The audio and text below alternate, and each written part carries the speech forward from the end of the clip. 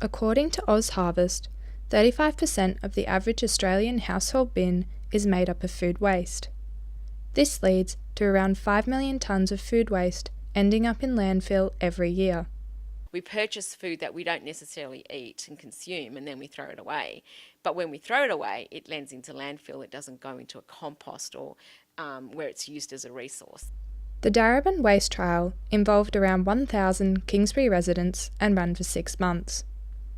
Residents were asked to place their food waste into their standard green bins. I think the trial went really well. It's a great idea considering how much food waste we produce. If the council's actually doing something really good like that, I'm more than happy to support them. The trial was successful, with 72% of participants supporting the rollout of the scheme for the wider Darebin community. What we're going to do now is introduce the garden waste bin, and in the garden waste bin we're going to allow food, and the food will include meat and fish.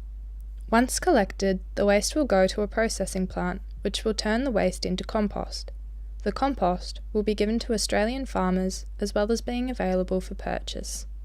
Food now needs to be considered as a resource rather than an item that you discard and throw away. As well as households, Australian businesses produce around 1.3 million tonnes of food waste every year.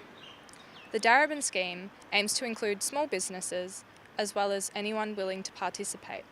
However, the scheme will not include large companies such as supermarkets and franchises. When it comes to commercial and industrial waste, that is something that is managed privately by the organisations. Darebin Council aims to have the scheme rolling out into the wider community by the end of 2019.